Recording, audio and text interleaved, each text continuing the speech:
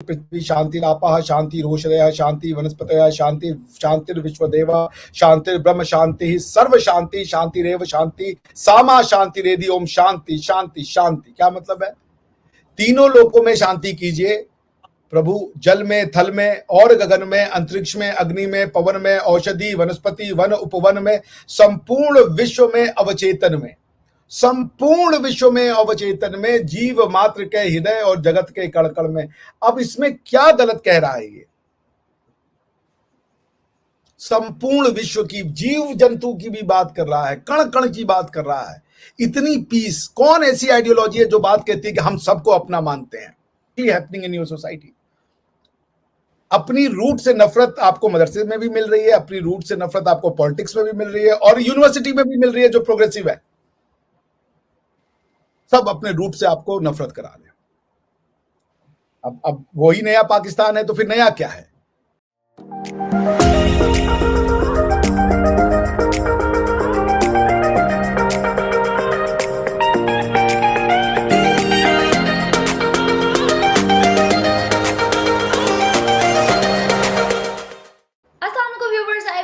आप लोग देख रहे हैं मेरा और आपका YouTube चैनल। आज हमें आफ्टर सो लॉन्ग ज्वाइन किया है फिर से डॉक्टर अभिषेक मिश्रा ने। Thank you so much sir for your time once again.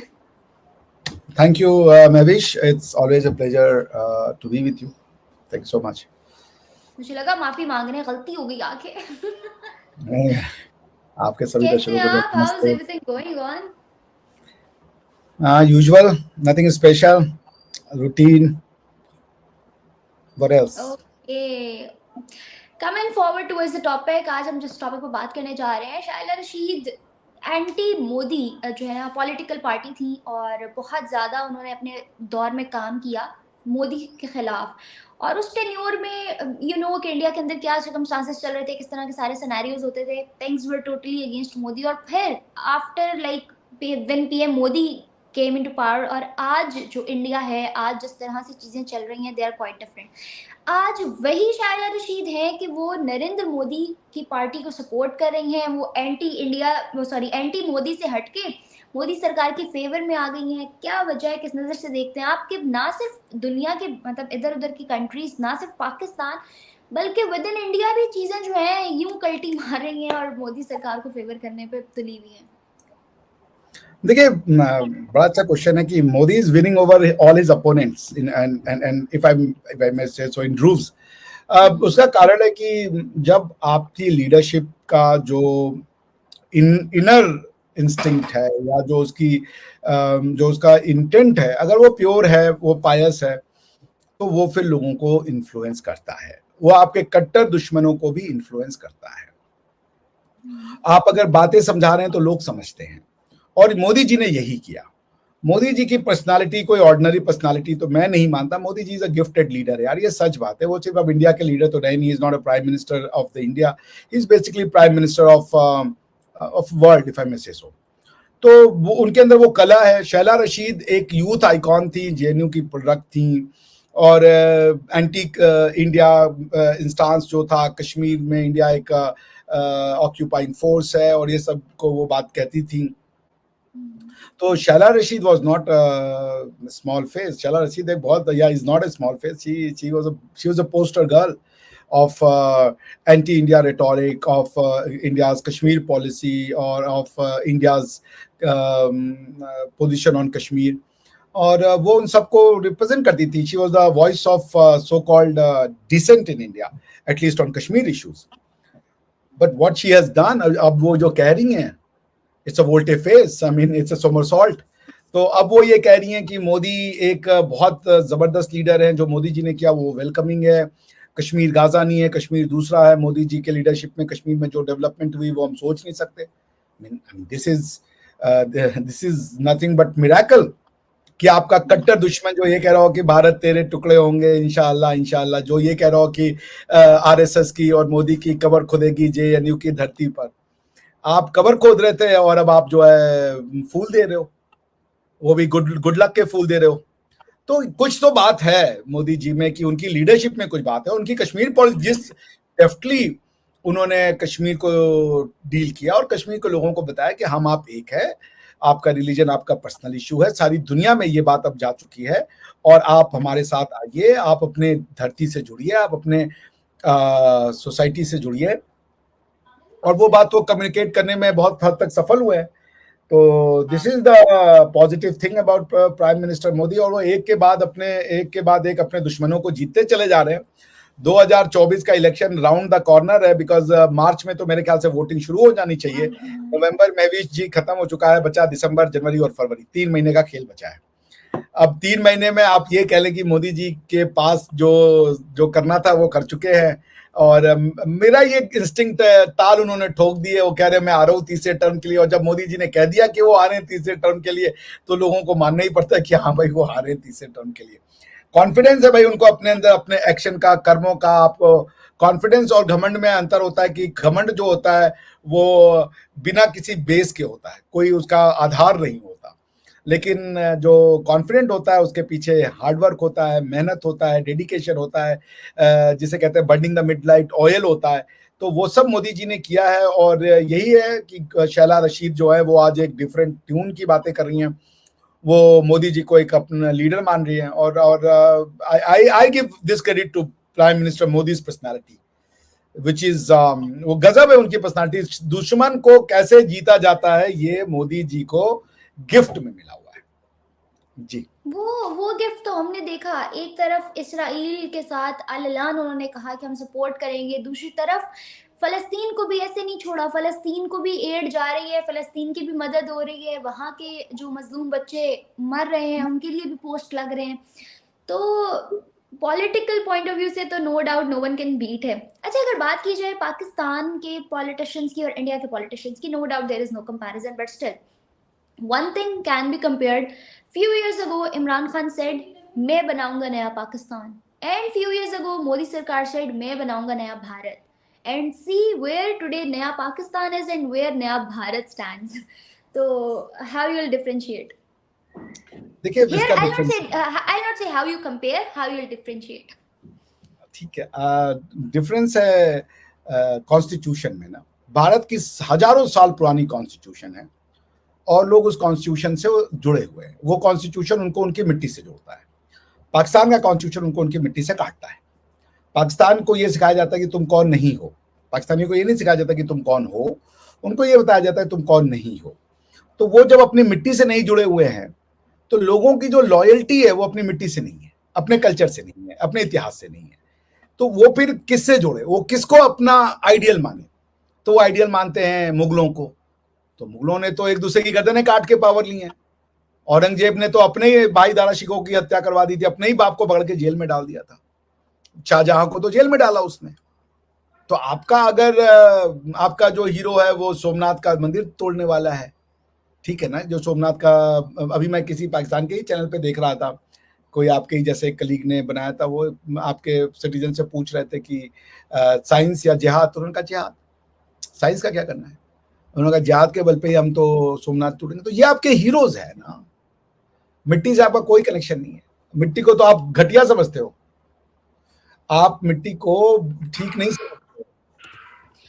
But people of Pakistan believe in के अब जो ये लीडर उठा था नई सोच लेकर, उसने नया पाकिस्तान बनाने का जो वादा किया था वो कुछ नया करेगा, उसने कुछ नया करना था, लेकिन आज वही लीडर जिससे हजारों लाखों करोड़ों उम्मीदें जुड़ी थी वो जेल में।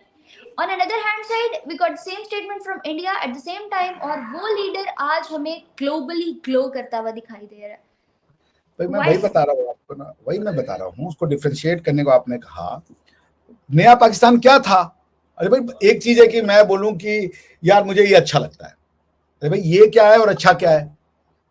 आप समझ रही हैं? ये तो बताओ ना कि ये तो तुमने बोल दिया मुझे ये बड़ा अच्छा लगता है, बट ये क्या है और अच्छा क्या लगता है? आप जैसे आप हैं, आपका कोई दोस्त, आप उससे पूछे यार तुम्हें मुझ में क्या अच्छा लगता है, तो आप जानना चाहती है तुम मेरे इंटेलिजेंस को पसंद करते हो, मेरी राइटिंग को पसंद करते हो, मेरी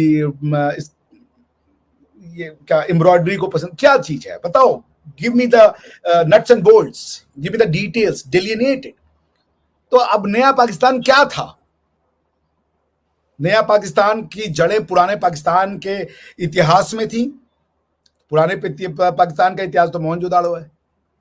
अब आपके आगे तो स्कॉलर्स ही बैठ करके आपके यहाँ पे एक चीज तो कॉमन है ना, चाहे वो प्रोग्रेसिव हो चाहे वो रिग्रेसिव हो, चाहे वो मदरसा हो, चाहे वो कोई यूनिवर्सिटी हो, एक चीज कॉमन है कि बैठ के अपनी इतिहास को, अपने कल्चर को गाली दो।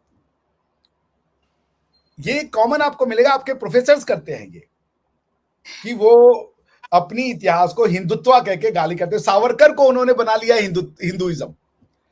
तो पॉइंट ये कि आपकी कल्चर, आप रहते हो तक्षशिला की भूमि पे, आप रहते हो मोहनजोदाड़ो हड़प्पा की भूमि पे, उनकी किताब पढ़ के देखो। तो पॉइंट ये कि नया पाकिस्तान कुछ नहीं पता है। नया पाकिस्तान और 1947 की आइडियोलॉजी, टू नेशन थ्योरी में क्या अंतर है? आपके प्रोफेसर हैं, वो कहते हैं हम टू नेशन थ्योरी को नहीं मानते हैं। तो टू नेशन थ्योरी को नहीं मानते हो तो फिर बता तो दो भाई साहब कि टू नेशन थ्योरी थी क्या? टू नेशन थ्योरी ये कहती है कि हिंदू और मुसलमान, भारत के हिंदू और मुसलमान दो अलग अलग कौमें हैं। अगर आपने कहा कि हम टू नेशन थ्योरी नहीं मानते तो आप ये मान रहे हो कि मैं और महवीश दो कौम नहीं है। महवीश मेरी परिवार का हिस्सा है। तो इसरो की जो सफलता, जैसे मैं तो यूपी में रहता हूँ, इसरो बेंगलोर में है, इतना दूर है, लाहौर शायद मेरे घर से पास होगा, लेकिन बेंगलोर दूर है, लेकिन मैं उसमें अपनी सफलता देखता हूँ। तो अगर महवीश मेरे घर का पार्ट है तो इसरो की सफलता महवीश की सफलता हो जाती है। अगर टू नेशन थ्योरी है तो कहिए कि हिंदू और मुसलमान दो कल्चर नहीं है, दो कौमें नहीं है। और अगर आप मानते हो टू नेशन थ्योरी है तो फिर आपको मुबारक हो, आप दोनों स्टेटमेंट कैसे ले सकते हो? टू नेशन थ्योरी का मतलब है कि आप जो है दो अलग अलग कल्चर, दो अलग अलग नेशन में विश्वास नहीं करते हो। एक में जरा, मेरे ख्याल से ना मेरा घर साफ करने वाली आई, उसको बोलना बहुत जरूरी है, बहुत मुझे साफ नहीं हुआ, एक मिनट। यू कैन सो बहुत सी कंफ्यूजन है ना आपके यहाँ पे, थ्योरीज को आप बता नहीं रहे हो, कॉन्स्टिट्यूशन भी कुछ अजीब सा ही है, सब कंफ्यूज है आपके यहाँ, सब कंफ्यूज है। कोई एक स्ट्रेट लाइन नहीं लेके चलना चाहता, और वो एक खिचड़ी बन गई है, जो भानुमति का पिटारा जिसे कहते हैं, उसमें कुछ थ्योरी क्लैरिटी नहीं है, कॉन्सेप्चुअल क्लैरिटी नहीं है। चाहे आप मतलब एक ही चीज को कई तरीके से बोली जाती है, ठीक है ना? जैसे आपको कोई लड़का नहीं पसंद, आप कह सकती हैं यार यू आर वेरी गुड यार, आई मीन तुम बहुत अच्छे हो यार, बट मैं उस लायक नहीं हूँ। तो बेसिकली आप ये कह रहे कि तू घटिया आदमी, जो निकल ले बेटा कल्टी ले, बट राइट वे कि भाई मैं उस लायक नहीं, ठीक है ना? उसी तरीके दूसरा ये तरीका है कि भाई अरे यार फिर I am not your league, please go ahead, I am not your league please. ये भी एक तरीका है। But the thing is what you conveying the same message using the same two different sentences, two different forms, and this is what exactly happening in your society. अपनी root से नफरत आपको मदरसे में भी मिल रही है, अपनी रूट से नफरत आपको पॉलिटिक्स में भी मिल रही है, और यूनिवर्सिटी में भी मिल रही है जो प्रोग्रेसिव है। सब अपने रूट से आपको नफरत करा रहे हैं। अब वही नया पाकिस्तान है तो फिर नया क्या है भाई? मुझे तो आपके आगे पढ़ने की चीजें चाहिए जो बेस्ड ऑन मेंटल इमेजिनेशन नहीं हो, वो based on substantial principle thinking हो। अगर आपको खाली ये चुनना है कि किसमें कमियां क्या है, तो फिर मैं आपकी कोई भी स्टूडेंट को मैं पास नहीं करूंगा, क्योंकि मैं उसमें 76 कमियां ढूंढ दूंगा। और आपकी आइडेंटिटी यदि एक लोकल कल्चर से असिमिलेट नहीं हो रही है, आप एक यूनिक आइडेंटिटी बना के चलना चाहते हो, तो फिर आपको मुबारक हो, वो फिर तो आप दुनिया में किसी जगह पे नहीं करते पाओगे। आप एक जगह पे गाली दे रहे हो, आज आप देखें नीदरलैंड में क्या हो रहा है, आयरलैंड में क्या हो रहा है, फ्रांस में क्या हो रहा है, हर जगह ये बातें आएंगी। हर जगह पे आप कहां कहां बीजेपी आरएसएस सावरकर ढूंढते फिरिएगा। Exactly. नया पाकिस्तान का किसी एक परम आदरणीय बंधु से बोलिए, ज्ञानी पुरुष से बोलिए कि 5 पन्ने लिखे जो हम लोग पढ़ें, ताकि उससे वो मुकरे नहीं। What do they mean by Naya Pakistan? Question number 1. Why do they need Naya Pakistan? What was wrong with the old Pakistan?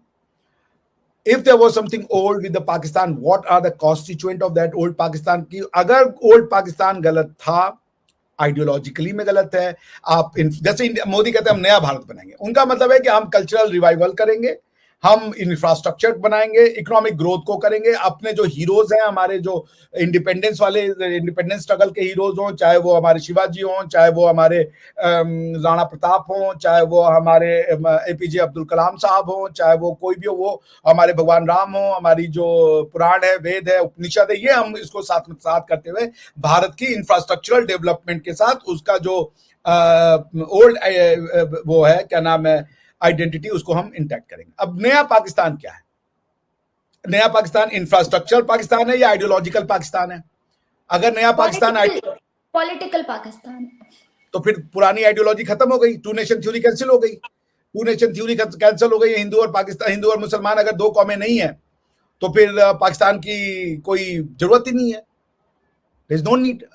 तो फिर पाकिस्तान को आप ये कहिए कि एक पॉलिटिकल आइडेंटिटी है जो इंडिया का ही पार्ट है, लेकिन हम एक इंडिपेंडेंट कंट्री है। जैसे आयरलैंड है, आयरलैंड का कॉन्स्टिट्यूशन पढ़ा है कभी आपने?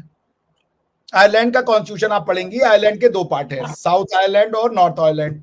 साउथ आयरलैंड एक इंडिपेंडेंट कंट्री है जिसकी कैपिटल है डबलिन। नॉर्थ आयरलैंड एक उसका ब्रेकअवे पार्ट है, एक ही मतलब कॉन्टिगुअस जोन है, नॉर्थ पार्ट है वो यूके का पार्ट है।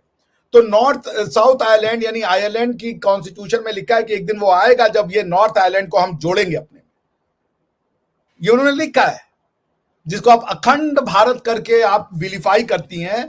अगर आप चाहेंगी तो मैं आपको आयरलैंड का कॉन्स्टिट्यूशन का वो प्रोविजन पढ़ दूंगा, ताकि आपके जो स्कॉलर्स हैं they will have a food for thought, ठीक है ना?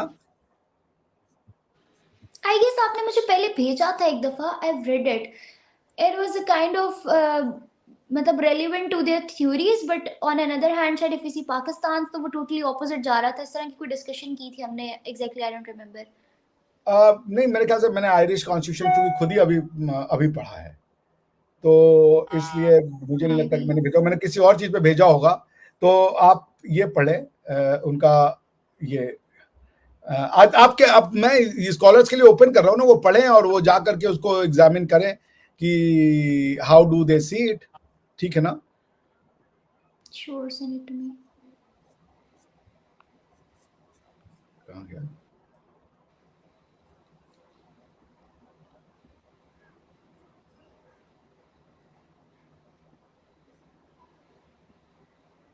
देखिए, it is the firm will of the Irish nation in harmony and friendship to unite all the people who share the territory of the island of Ireland in all the diversity of their identities and traditions, recognizing that a united Ireland shall be brought about only by peaceful means with the consent of majority of the people. इसी को आप अखंड भारत कह सकती हैं। तो Irish लोगों को भी गाली दीजिए आप, वो उनको इंग्लैंड के लोगों ने अपने कोर्स में ये नहीं पढ़ा दिया है कि ये आयरिशत्वा होता है, आयरिश के लोग गंदे हैं, नहीं कह रहे हैं वो समझ रहे हैं आयरलैंड की फीलिंग को। आयरलैंड भी यही कह रहा है कि हमारा नॉर्दर्न आयरलैंड आज यूके के कब्जे में है, एक दिन आएगा जब हम जुड़ेंगे अपने लोगों को। कैसे? डेमोक्रेटिक तरीके से हम जीतेंगे उनका दिल, हम उनको बताएंगे तो हमारा पार्ट हो। ये बुरी चीज है या अच्छी चीज है?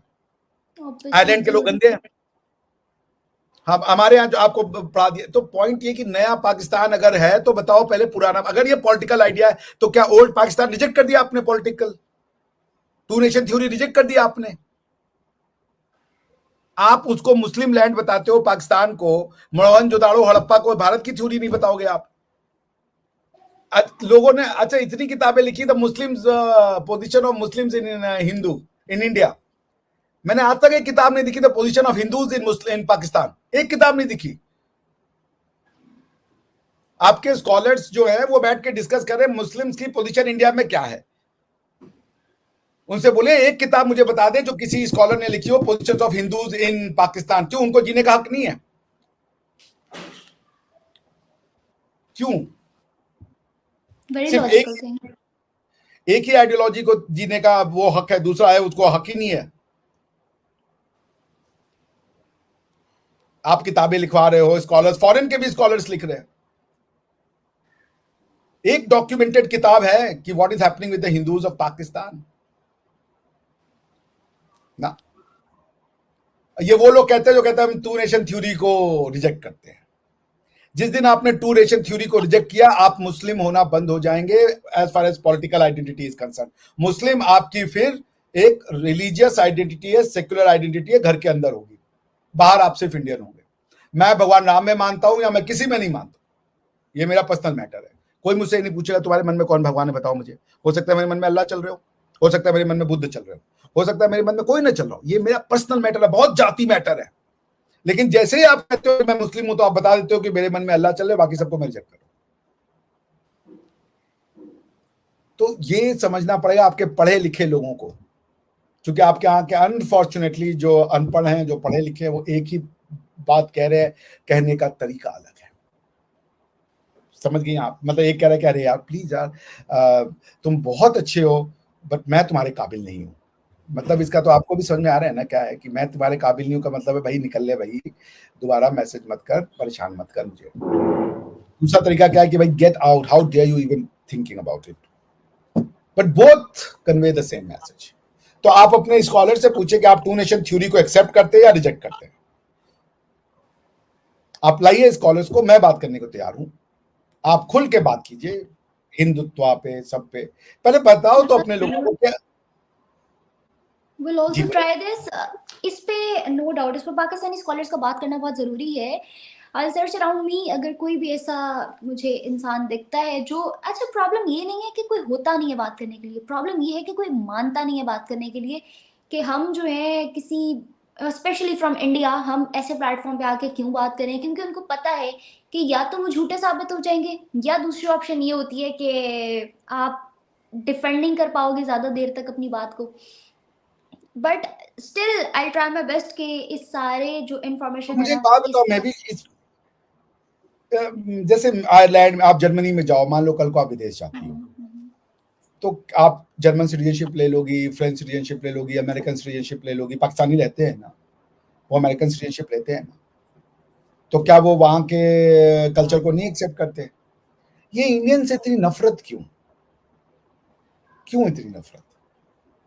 Mind set. उसका सोल्यूशन तो आपको ढूंढना पड़ेगा ना कि हिंदू जो है वो मुसलमान कौन है? हिंदू हिंदू क्या कहता है? हिंदू कहता है सर्वे संतु निरामया, सर्वे संतु सुखिनः, माँ कश्चित दुख भाग भवे। मतलब सारे प्राणी सुखी हों, सारी मानवता सुखी हो, सारी मानवता, ये बात करने वाला हिंदू है। आप उसकी फिलॉसफी पे ना जाके किसी एक आदमी को पकड़ लिया है, सावरकर, जिसने की किताब लिखी थी in response to sir Syed Ahmed Khan. जरा सर सैयद अहमद खान की किताबें भी पढ़ लो अगर आपको सावरकर पे बात करने का शौक है तो। अगर आपको बात करने का शौक है, आपकी, मैं कल जजमेंट पढ़ रहा था, आसिया बीवी का जजमेंट। अगर आप गाजी इल्मुद्दीन को शाबाशी दे रहे हो कि उसने रामपाल की हत्या कर दी थी क्योंकि उसने कोई एक ब्लास्फेमस कंटेंट लिखा था, तो वो रामपाल ने क्यों लिखा था? क्योंकि रामपाल के पहले किताब लिखी थी सीता छिनारिलिका, सीता एक छिनार, यानी सीता इज अ होर, माता सीता यानी भगवान राम की जो वाइफ थी। उसके रिस्पॉन्स में उसने किताब लिखी जो आपके चैनल पे मैं नहीं बोलना चाहता, और फिर एक मुसलमान ने उसकी गर्दन काट दी। तो आपने क्या ट्रांजैक्शन लिया कि उसने एक किताब के ऊपर उसकी गर्दन काटी, लेकिन उसके रिस्पॉन्स में जो किताब वो आपने छोड़ दिया। यही आपके स्कॉलर्स बार बार कर रहे हैं। सावरकर को उठाना है तो पहले आप उठाइए सर सैयद अहमद खान को, जिन्होंने क्या लिखा है लोकल हिंदूज के बारे में, लोकल इंडियंस के बारे में। वो गलती से विदेश चले गए थे, जब वो वापस आए तो उनको काले पिछले लोग दिखे, उन्होंने कहा ये तो बहुत गंदे लोग हैं। तो भाई आप एक there is something called theory of relativity. आप टाइम फ्रेम निकाल दोगे, आप फ्रेमवर्क निकाल दोगे, चीजों को कहीं बीच में से ट्रांजैक्शन को उठा के लोगे, तो फिर आप कंफ्यूजन और हेट्रेड पैदा करोगे सोसाइटी में। सच्ची बात करो, जो सच है, let's speak the truth. We are yearning for truth. The Indian subcontinent will not have peace until the people will sit and talk and there will be truth and reconciliation. Speak the bloody truth. That's the only demand. Don't obfuscate. Don't confuse. Don't peddle lies. आप scholars हैं. A scholar is a researcher, and the part of the research is not to peddle or to perpetuate lies through new theories. The research means the search of truth. So anyway, so मैं ये कह रहा हूँ कि नया पाकिस्तान बताओ तो क्या है भाई? मोदी जी का पूरा नया भारत, ये इंफ्रास्ट्रक्चर, क्योंकि नया भारत वही रहेगा जो भारतवर्ष की डेफिनेशन ओल्ड है। नया भारत मतलब हमारी जो एंशिएंट आइडेंटिटी है, जो कंटिन्यूअस आइडेंटिटी है, उसको हम अब मॉडर्न कर देंगे through infrastructure and economic regrowth. ये है हमारा नया भारत। हमने कोई अपनी पुरानी आइडियोलॉजी नहीं छोड़ी।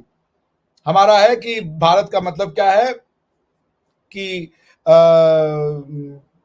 उत्तरम यत्र समुद्रस्य हिमाद्य चैव दक्षिणम वर्ष तद भारतम यत्र भारत संतति, यानी कि जिसके उत्तर में हिमालय और जिसके दक्षिण में समुद्र रहता है, वह भूभाग भारत कहलाता है और यहाँ पे भारत की संतति रहती है जिसका हम और आप पार्ट है। तो पॉइंट ये है कि आप जब इस्लामाबाद में जाती हैं तो वहां पे कौन सा पहाड़ है? स्कर्दू जाती हैं तो वो कश्मीर में जाती है, उस पहाड़ का नाम क्या है? हिमालय ही है ना, हिमालय में ही है वो, पहाड़ों को आप हिमालय कहते हैं ना, हिमालयन रेंज ही है ना वो। तो हिमालय तो साउथ में नहीं पाया जाएगा, साउथ कॉन्टिनेंट में। हिमालय जो है वो आपका टुंड्रा में नहीं पाया जाएगा, रशिया में नहीं पाया जाएगा, कजाकिस्तान में नहीं पाया जाएगा, हिमालय तो यही पाया जाएगा। तो चले आप एक नई कंट्री में। आपने यहाँ पे लीडरशिप की एक बात की आई वांट ऐड कि Velina Shakarova, may be I am wrong pronouncing, Velina जो है वो जियोपॉलिटिकल एक्सपर्ट हैं, जिन्होंने कहा था कि India can be a very adequate leader of the global south as the country has already been a global part. तो what do you think, मतलब इन फ्यूचर और in coming up few years क्या India पूरे global south पे rule कर सकता है due to the political scenario is going into your country? अभी कुछ दिन पहले थाईलैंड के प्राइम मिनिस्टर ने कहा कि हिंदुत्व या Hindu philosophy is world peace. मैं आपको पढ़ा रहा हूं, आप पढ़ लीजिएगा। World peace can be established Hindu values says Thailand PM. यही बात वेलिना चकावोवा भी करिए। क्या है हिंदुत्व? समझ तो लो, समझ तो लो, फिर गाली दो, कोई छूट नहीं है, कोई बुराई नहीं है, हम गाली के लिए तैयार हैं, क्रिटिसिज्म के लिए तैयार हैं। हिंदुत्व कहता है, मैं आपको पढ़ देता हूं, जो हमारी फिलॉसफी है, जो हमको बनाता है। ओम द्यौ शांति रत्क्षम शांति ही पृथ्वी शांति आपः शांति रोषरय शांति वनस्पतय शांति शांतिर विश्वदेव शांतिर ब्रह्म शांति सर्व शांति शांति रेव शांति सामा शांति रेदि। ओम शांति शांति शांति। क्या मतलब है? तीनों लोकों में शांति कीजिए प्रभु, जल में, थल में और गगन में, अंतरिक्ष में, अग्नि में, पवन में, औषधि, वनस्पति, वन, उपवन में, संपूर्ण विश्व में, अवचेतन में, संपूर्ण विश्व में, अवचेतन में, जीव मात्र के हृदय और जगत के कण कण में। अब इसमें क्या गलत कह रहा है? ये संपूर्ण विश्व की, जीव जंतु की भी बात कर रहा है, कण कण की बात कर रहा है। इतनी पीस। कौन ऐसी आइडियोलॉजी है जो बात कहती है कि हम सबको अपना मानते हैं? आप क्या थ्योरी पे तो जा ही नहीं रहे हो। जाओ जो इस चीज थ्योरी को बनाता है, अगर कोई इंसान इस थ्योरी का गलत उपयोग कर रहा है उसको सोच लीजिए, ठीक कर लो। आप अपनी थ्योरी की तो बात करो ना, जब कंपैरेटिव थ्योरी की बात कर रहे हो तो यही वेलिना शंकोवा कह रही है कि ये जो कम्युनिटी दुनिया को ये बताने वाली है कि विश्व में शांति हो, जो ये कहती है कि सर्वे भवन्तु सुखिनः सर्वे सन्तु निरामयाः, ये अब आप ये सुन लीजिए। ओम सर्वे भवन्तु सुखिनः सर्वे सन्तु निरामयाः सर्वे भद्राणि पश्यन्तु मा कश्चित् दुर्भाग् भवेत्। ओम शांति शांति शांति। इसका मतलब क्या होता है ये भी सुन लीजिए। सभी सुखी हो, में सभी पीस, शांति। अब अफ्रीकन हो, अमेरिकन हो, क्रिश्चियन हो, हिंदू हो, तुम जो भी आइडेंटिटी, पॉलिटिकल लगते हो, रिलीजियस लगते हो, ज्योग्राफिकल लगते हो, जो भी आइडेंटिटी हो, मगर तुम सब सुखी हो, सभी रोग मुक्त हो, में सभी मंगलमय घटनाओं के साक्षी बने और किसी को भी दुख का भागी ना बनना पड़े। ये है हमारी फिलॉसफी। क्या बुरा है इसमें? इसीलिए वेलिना शकोवा कह रही हैं, थाईलैंड के प्राइम मिनिस्टर कह रहे हैं कि the Hindu values are the only values which can lead the world. क्योंकि हम तेरा मेरा नहीं करते। हमारी फिलॉसफी क्या है? अयम बंधुरा, अयम बंधुरा निजी गणना लघु चेतसाम उदार चरिता नाम तू वसुधैव कुटुंबकम। ये मेरा है, वो तुम्हारा है, ये छोटे बुद्धि के लोग करते हैं। मेरा तेरा करने वाले छोटी बुद्धि के होते हैं। जो बड़ी बुद्धि का होता है, जो बड़े चरित्र का होता है, उदार चरिता नाम तू वसुधैव कुटुंबकम, जो बड़े दिल का होता है वो सबको अपना परिवार मानता है। हम इसलिए फंस गए क्योंकि हमने सबको परिवार माना और बाकी जो आए उन्होंने कहा सब परिवार नहीं है, तो उन्होंने हमें ही गलत साबित करना शुरू कर दिया। This is what we are doing. तो यही है, समय आ गया है, सत्य को तो जीतना ही होगा। सब हम को एग्जिस्ट कर सकते हैं अपनी अपनी आइडियोलॉजीज के साथ, अपनी अपनी थॉट प्रोसेस के साथ, लेकिन अपनी रूट्स को तो पहचानो, अपनी रूट से एग्जैक्टली, नफरत। May be this is the reason कि आज इंडिया ने मैंने कुछ दिन पहले एक देखा पिक्चर देखी आप लोगों की किसी एयरपोर्ट की, लिटरली वहां पे भी कल्चर को, हिस्ट्री को इस तरह से इंट्रोड्यूस करवाया हुआ था कि पेंटिंग्स, आर्ट, कैलीग्राफी, एक एक चीज चीख चीख के बोल रही थी। और अगर हम लोग अपना यहाँ पे देखें तो हम निकलना चाहते हैं ड्रेसिंग से बाहर, थॉट से बाहर, हर चीज से बाहर, लेकिन हम आज भी वहीं स्टक हैं क्योंकि हम वो सराउंडिंग अपने लिए चाहते हैं, दूसरों के लिए नहीं चाहते। इस वजह से खैर बहुत से फ्लॉज हैं और होपफुली इस वीडियो के बाद बहुत से लोगों को बहुत सी चीज़ें क्लियर हो गई होंगी, इनफैक्ट मुझे भी। और सेकेंडली जो इमरान खान वाली बात थी वो मैं वाकई डिस्कस करना चाहती थी आपसे कि इमरान खान वर्सेस मोदी अगर आए तो डिफरेंस बनता है, कंपैरिजन नहीं बनता। तो क्या डिफरेंस है कि आज हमारे लीडर्स अंदर हैं और आपके लीडर्स जो हैं वो ग्लोकार हैं। खैर 29 minutes I guess it's thank you so much sir for joining us, thank you so much viewers for watching. Any questions left do tell us in comment box, वो हम फर्दर वीडियोस में discuss करेंगे और आप लोग topics भी suggest कर सकते हैं। Thank you so much for watching. Further videos के लिए मेरे चैनल को लाइक, सब्सक्राइब और बेल आइकन को क्लिक करना बिल्कुल मत भूलिएगा। तब तक के लिए मुझे और मेरे गेस्ट को दें इजाजत। अल्लाह हाफिज। Thank you Mahvish, all the best. You're welcome.